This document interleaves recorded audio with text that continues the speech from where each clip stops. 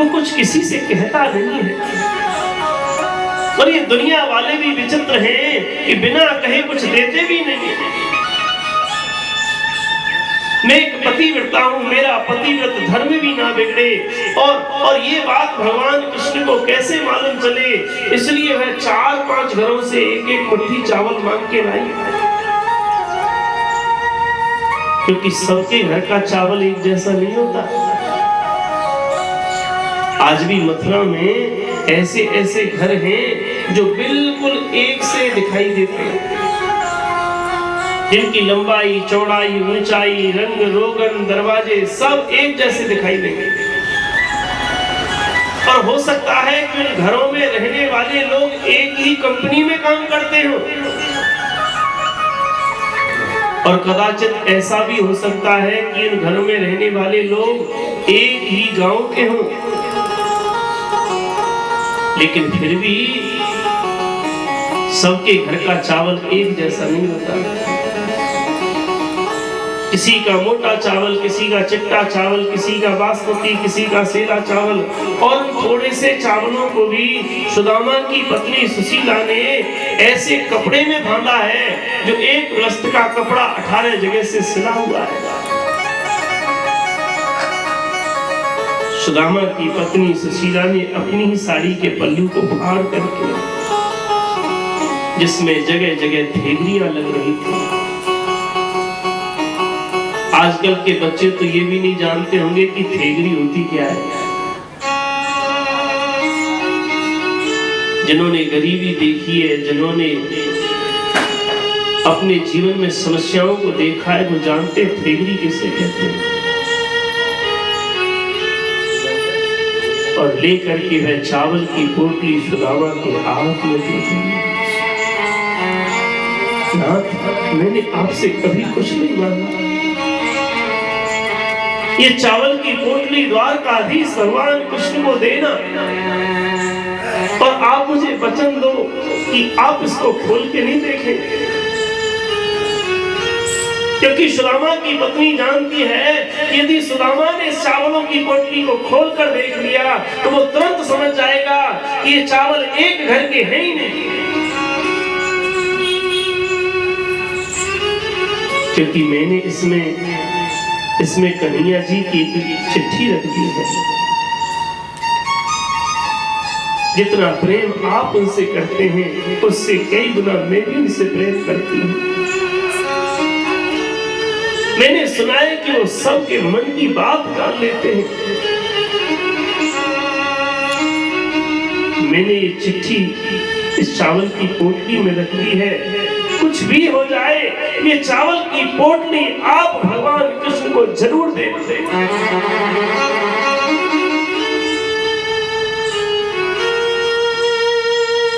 पत्नी का कर्तव्य है पति को खुश रखना, लेकिन पति का भी कर्तव्य है कि पत्नी के विश्वास को जीतो। सुदामा चल पड़ा। चलते चलते इसके पैर में ठोकर लग गई। कभी इसके पैर में कांटा लग जाता, चावल की पोटली इसके हाथ से गिर गई। इसने फिर उठाया और इसे वही दिन याद आ गया कि मैं अपनी पत्नी से कह के आया था कि भूख लगी थी है, प्यास लगती है, जिंदगी अब उदास लगती है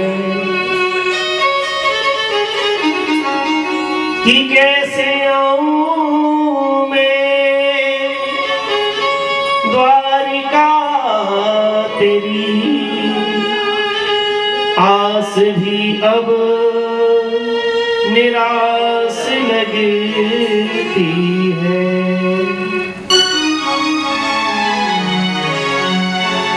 दूर नगरी, बड़ी दूर नगरी, दूर नगरी,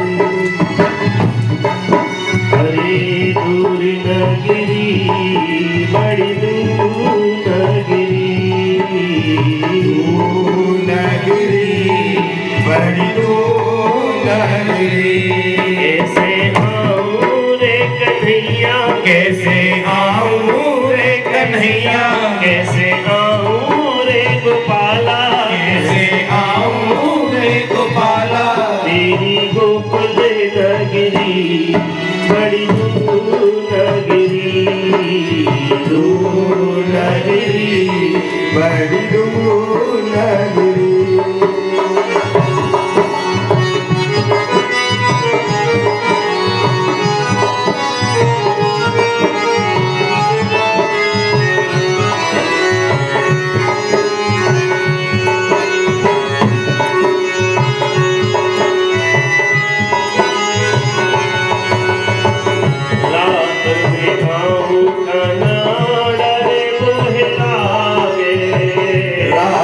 में आऊं कान्हा डरे मोहे लागे, रात में आऊं कान्हा डरे मोहे लागे, रात में आऊं कान्हा डरे मोहे लागे। दिन में आऊं तो दिन में आऊं तो दिन में आऊं तो ये देख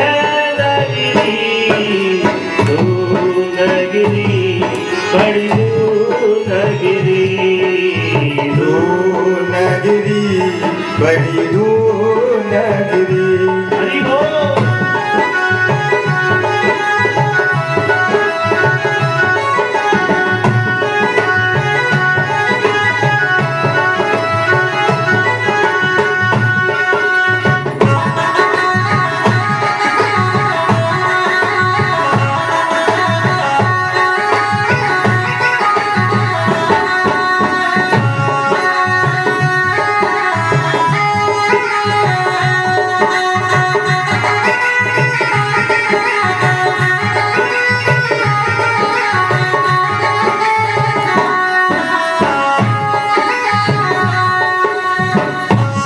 संगे आऊं कान्हा मोहे लागे, सखी संगे आऊं कान्हा राज मोहे लागे, ओ सखी संगे आऊं कान्हा लाज मोहे लागे, सखी संगे आऊं कान्हा लाज मोहे लागे। ओ अकेली आऊं तो अकेली आऊं तो अकेली आऊं तो मैं भूलूं नगरी,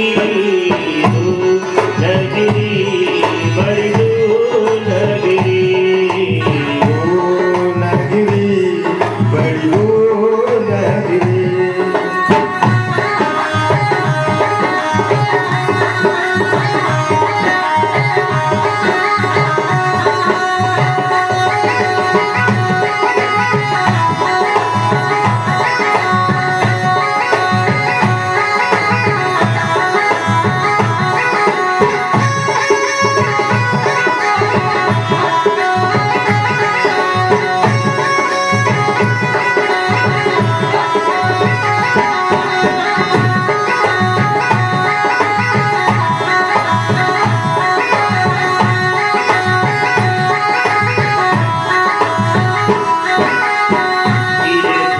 चलूं कान्हा कमर मोरी लचके, धीरे धीरे चालूं कान्हा कमर मोरी लचके, धीरे धीरे चलूं कान्हा कमर मोरी लचके, धीरे धीरे चालूं कान्हा कमर मोरी लचके।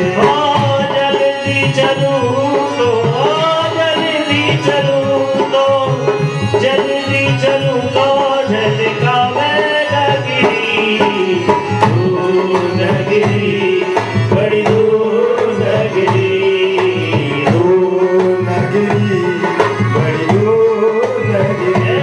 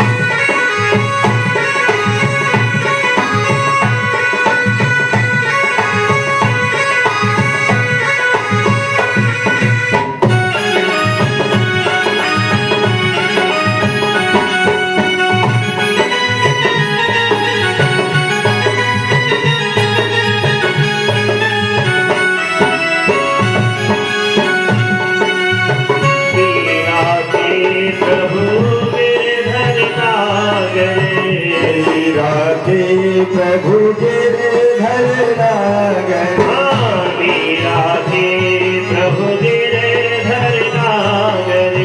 मीरा के प्रभु गिरधर नागर। ओ गिरधर नागर, नटवर नागर। गिरधर नागर, नटवर नागर। मीरा के प्रभु गिरधर नागर। मीरा के प्रभु गिरधर नागर। अरे तुम्हारे दरस बिन, तुम्हारे दरस बिन, तुम्हारे दरस बिन में है गई बावरी। ओ नगरी, बड़ी ओ नगरी, बड़ी ओ नगरी। कैसे आऊं रे कन्हैया, कैसे आऊं रे सवरिया, तेरी गोकुल नगरी, बड़ी ओ नगरी, ओ नगरी, बड़ी ओ नगरी। सुदामा ने देखा कि सामने नदी आ गई। चलते चलते उसके पैरों में छाले पड़ गए, और छाले क्यों ना पड़े, उनके पैरों में कोई जूता चप्पल तो है ही नहीं। सुदामा भूखा प्यासा थक करके नदी के किनारे बैठ गया, और उनने सोचने लगा कि नैया, मैं तुझसे कुछ लेने नहीं बल्कि तेरी भाभी की सौगात देने आ रहा हूं। इधर सुदामा भूखा प्यासा है तो वहां उनके बालक और उनकी पत्नी भी भूखे प्यासे हैं। सबकी डोर मेरे गोविंद से लग रही है। प्रभु अंतर्यामी, सब घट घट की जानी। तुरंत एक नाव चलाने वाले मल्लाह के रूप में प्रभु पधारे। अरे भैया, कोई उस पार जाने वाला है क्या? देखो, ये आखिरी बार हम जा रहे हैं, फिर सूर्य अस्त हो जाएगा, हम लौटेंगे नहीं, अपने घर चले जाएंगे। सुदामा ने देखा, अरे नाव आ गई। अरे अरे, ये नाविक बार बार कह रहा है जल्दी, अरे रुको, ठहरो भैया, हम जा रहे हैं। और सुदामा जी नाव में बैठ गए। नाविक बोला, आइए आइए पंडित जी, बैठिए। और नाव जब जाने लगी तो वो बार बार नाव चलाने वाला जो मल्ला है वह सुदामा जी को देख रहा है। सुदामा जी तो अपना भजन कर रहे थे। बोले, क्या बात है पंडित जी, बड़ी दूर से आ रही हो, ऐसा लग रहा है, कहाँ जा रहे हैं आप? बोले, भैया वो द्वारकाधीश जो कृष्णचंद्र जी महाराज है ना, वो हमारे बचपन के सखा हैं, सो उनसे मिलने के लिए जा रहे हैं। मुल्ला बोला, द्वारकाधीश आपके सखा? सोने की द्वारका वाले? हाँ हाँ हाँ भैया, सोने की द्वारका वाले। अरे रहने महाराज, तन पे ना लगता और चल दिए कलकत्ता। ऐसा भी नहीं हो सकता है। सुदामा नाराज है करके बोले, तू कहाँ जाने, तेरे जिंदगी भर नावई तो चलाइए, मेरा काना काऊ के वस्त्र ने ना देखा है, काऊ के शरीर ने ना देखा है, तू तो केवल ये देखा है कि मेरे भक्त को मन कैसा है। कि निर्मल मन जन सो मोहि पावा, मोहि कपट छल छेद लभावा।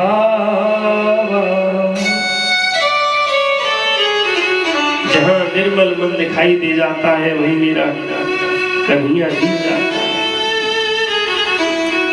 नाविक मन में सोचने लगे, जो स्वयं ठाकुर जी थे, वाह,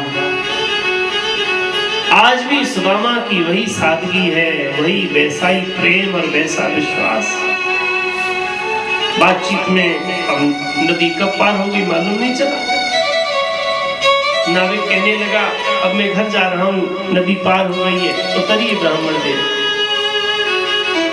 सुदामा धीरे से उतर के बोले भैया आप यहीं के रहने वाले हैं, क्या आप मुझे बता सकते हैं कि यहाँ से द्वारका नगरी अभी कितनी दूर है? नाविक बोला ज्यादा दूर तो नहीं है पंडित जी, लेकिन आपके इस श्री विग्रह को देख करके मैं कह सकता हूँ कि अभी आपको 1 महीने का समय और लग सकता है। सुदामा बोले 1 महीना और? नहीं महाराज ज्यादा दूर नहीं है, लेकिन समस्या यह है कि आपके पैरों में छाले पड़ गए। किसी के पैरों में मोटे मोटे छाले पड़ जाएं, अब वो कितनी दूर चल सकता है बेचारा। और वो केवल छाले ही ना पड़े हो, वो व्यक्ति भूखा भी हो, वे व्यक्ति शरीर से बड़ा कमजोर भी हो। कहकर के नाविक चला गया। सुदामा का विश्वास मन टूट सा गया, धम्म से गिर पड़े और हाथ जोड़ के बोले भैया तेरी इच्छा हो तो बुला ले, अब या ब्राह्मण तक चलो ना जाए। और वहीं मिट्टी की डली का तकिया लगा करके राम राम राम राम रटते रटते सो गए। भगवान ने तुरंत योग माया से कहा कि योग माया, वह ब्राह्मण नदी के किनारे भूखा प्यासा सो रहा है, उसको तुरंत लेकर के आओ। और सोते हुए सुदामा जी को योग माया ने द्वारका नगरी के पास सुला दिया। सुबह आंखें खुली तो क्या देख रहा है सुदामा? ओहो बड़े बड़े प्रासाद, बड़े बड़े महल। अरे वो नाविक मजाक कर रहा था, वो कह रहा था अंधेरा हो गया था तो उसने भी मजाक कर दिया। अरे वो पहले ही कह देता कि ज्यादा दूर का मतलब मैं समझा नहीं। धीरे धीरे धीरे धीरे सुदामा आगे बढ़े। विशाल सोने की नगरी है, उसका बड़ा सुंदर मुख्य द्वार है, सोने का ही द्वार है, पूरी नगरी ही सोने की है।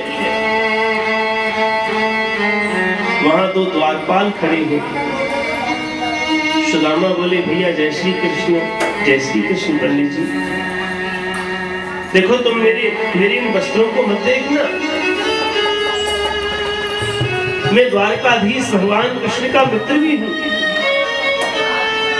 क्या तुम मुझे मेरी कान्हा के दर्शन करा सकते हो?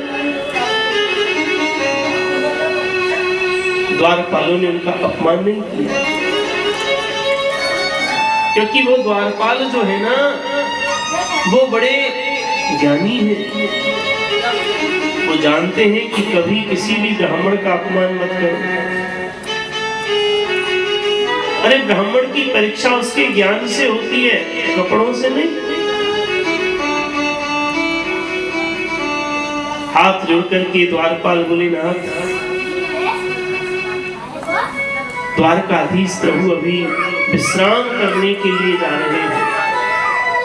यदि भगवान भोजन पाकर के विश्राम करने नहीं गए हैं तो अभी हम आपका समाचार द्वारकाधीश तक पहुंचा देंगे। अरे नहीं, अगर वो कान्हा सो गया तो जगाना नहीं, और केवल इतना कहना कि वो तेरा सुदामा आया है। दौड़े दौड़े द्वारपाल पहुंचे।